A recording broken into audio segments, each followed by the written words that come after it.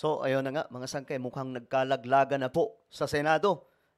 Itong si Robin Padilla, mukhang pinabayaan na po, mga sangkay, ng mga tropa.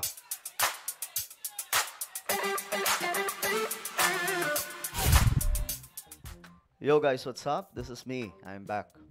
At ito, pag-usapan po natin, mga sangkay, itong nangyari nga po na laglagan doon po sa Senado. Kasi itong si Robin Padilla, mukhang nilaglag, no? Ng kanyang mga kasamahan. Di ba nga po, mga sangkay, sinasabi nila na marami daw po, majority daw po, mga sangkay, sa Senado, mga pro-Duterte. Kasi nga po, inalisan ng pwesto itong si Padilla, inagawan. Ang problema dito, mga sangkay, wala man lamang pong nag-react na mga kakampi. Nako, sinasabi ko sa inyo, mga sangkay, ang politika sa ating bansa ay talagang punong-puno po, mga sangkay, ng traiduran, ano pa tawag dito, hudasan, diba? Wala po tayong makita dito, mga sangkay, na talagang pure, alam nyo na. Anyways, bago tayo magtuloy-tuloy, sa mga hindi pa po dyan nakakapag-subscribe, makikita nyo po sa baba ng video na to yung subscribe button. Pindutin nyo lamang po yan, then click the subscribe, click the bell, and click all. Sa mga nanonood po sa Facebook, i-follow nyo po yung ating Facebook page. Shoutout po pala sa lahat ng mga Solid Sangkay. Comment down below, hashtag Solid Sangkay, kasama po ang inyong mga lugar. Alright? Okay, ito na, pag-usapan na po natin, mga sangkay, itong nangyari nga po. So, ang ganap, ayon nga po dito, walang nag-object. Pinalitan daw po si Robin Padilla sa kanyang opisina pagdating po sa constitutional amendments. Ano nangyari?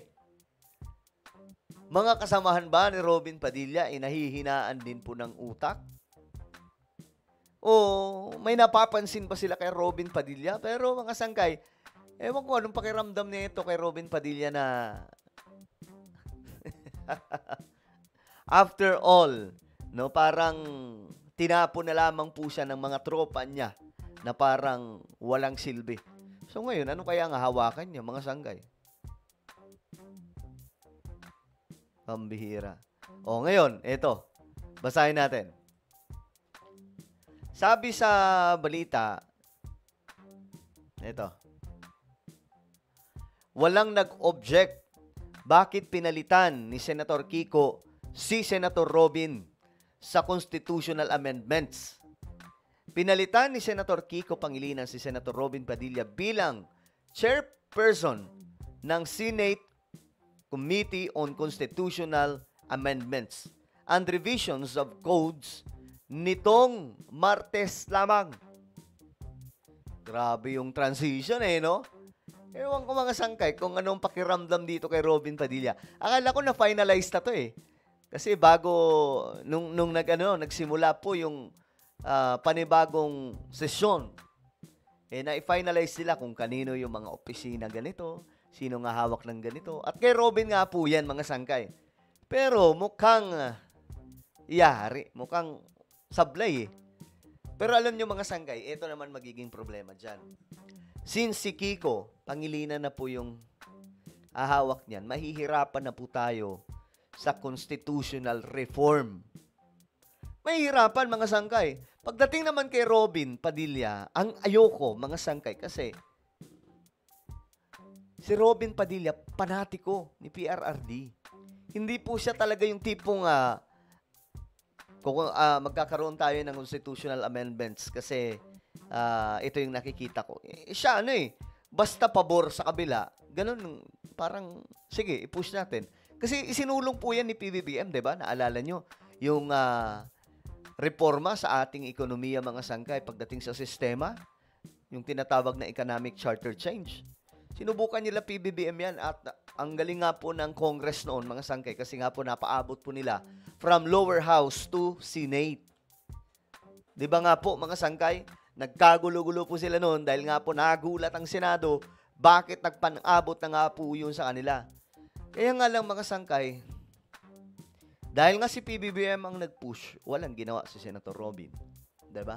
Siya ang nakaupo nun, mga sangkay, pagdating sa Committee on Constitutional Amendments. Walang ginawa si Senator Robin Padilla. So wala. Sana nga po mga sangkay. Ako ayoko kay Kiko kasi si Kiko talagang maka 1987 Constitution niya po yan. Talagang kahit basura yung institution natin, niyayakap ng mga yan. Ako nga, mga sangkay, sinasabi ko sa inyo pa ulit-ulit, ayoko talaga ng dilaw. Kasi alam ko yung dilaw. Alam, kahit magpalit-palit pa ng kulay yan, kahit mag-pink pa yan, alam ko yung kulay ng mga yan. Alam ko yung mga budhi ng mga yan. Kita nyo mga sangkay, tayo nananawagan tayo ng constitutional reform. Ngayon, subukan nilang gawin yan kay Kiko Pangilinan. Ibabasura po kaagad yan. Hindi gagalaw yan. Hindi gagalaw. Ang bihira. Sa isinagawang plenary session sa Senado, sabi po dito, aprobado ni Senate President Pro Tempore Jinggoy Estrada ang motion na inihain ni Senate Deputy Majority Leader J.V. Ejercito sa plenaryo para italaga si Pangilinan. Nilaglag din pala si Robin Padilla ni J.V. Ejercito. Ngayon, matapos na walang senador ang tumutol sa naturang panukala, yari, wala man lang may tumutol. Ang bira kahit si Bato, si Amy, di ba? Yung mga solid dyan. Tapos si Bongo. Anong nangyari? Bakit tila baga Mr. Senator Robin Hood Padilla, pinabayaan ka ng mga tropa? Ngayon, mukha ka nang walang silbi sa Senado. Dahil sa kanilang ginawa. Dahil wala eh. Ayun makikita natin. Ayon dito mga sangkay, nagmosyon. Itong si J.V. Ejercito. Okay, lipat natin. Yung Committee on Constitutional Amendments from Robin Padilla. Pasa natin yan kay Kiko Pangilinan. Ano nangyari? Wala. Walang may nagsabi man lang na, hindi pwede yan. Napagdesisyonan na natin yan. Wala man lang mga sangga, di ba? Pambira. Anyari. So, parang feeling ko, nakikita din po talaga ng mga senador dyan na parang walang silbi din tong si Robin Padilla sa Senado. Kaya nga tayo mga sangkay, sana next time, bumoto tayo. Alam nyo lesson learned din talaga. Kasi ako bumoto din po kay Robin Padilla. Ako, minado po ako dyan. Bumoto ako. Pero alam nyo, bumoto ako hindi dahil sa matalino siya o kung ano siya. Bumoto ako kasi, di ba nga po yung ano niya talaga dyan, yung kanyang, nung 2022, yung panawagan niya talaga dyan. Grabe yung ano niya eh. Gusto niya talagang magkaroon ng pagbabago sa Constitution. Tayo naman, yun yung gusto natin mangyari. Like for example, gusto natin maging parliamentary system na ang Pilipinas. Kaya nga lang, hindi ko naman inakala mga sangkay na panati ko pala na malala. Ano sabi ni Robin Padilla, mga sangkay? Kahit kung titingnan daw yung dugo niya, yung ba yun, mga sangkay? Yung dugo niya, kulay Duterte ba yun? Kulay digong? Basta yun, mga sangkay. Something like that. So, nakakalungkot lang. So, malabo, mga sangkay, yung ganong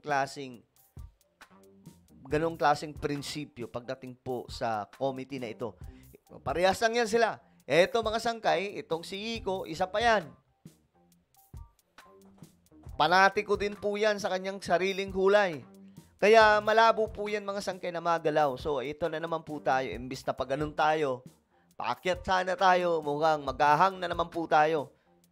Ang bihira. Buti nga, si BBM ang presidente ngayon, kahit pa paano mga sangkay, naiibsan yung problema natin dyan sa constitution natin. Basura po yan eh. 1987 Constitution, basura po yan mga sangkay. Minadali po yan noong 1987 nila Cruzon Aquino. Kaya ang nangyari, kita nyo mga sangkay, nagkaroon po ng butas. Yung impeachment case laban po kay VP Sara. Di ba nangialam pa po yung Supreme Court? Dapat, sabi ng mga gumawa ng Constitution, hindi ganyan ang ano ng Constitution natin. Di dapat sinabi nila doon sa Constitution, pag may ma-impeach, ang magiging korte ay ang Senado, bawal mangialam ang Supreme Court, ang kataas-taasang hukuman. Sa Senado lamang. O, di ba mga sangkay? Pero wala eh. Kasi nga po, minadali, marami pong kailangan ayusin talaga sa 1987 Constitution. Well, ano po ang inyong opinion? Dito sa pagkakasibak, kay Robin Padilla na pinabayaan po ng kanyang mga tropa? Comment down below, mga sangkay. Meron po tayong YouTube channel, Sangkay Revelation. Hanapin nyo po ito sa YouTube ngayon din.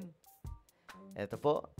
Kapag nakita nyo na, i-click nyo po yung subscribe, i-click ang bell, at i-click nyo po yung all. Ako na po ay magpapaalam. Mag-iingat pong lahat. God bless everyone.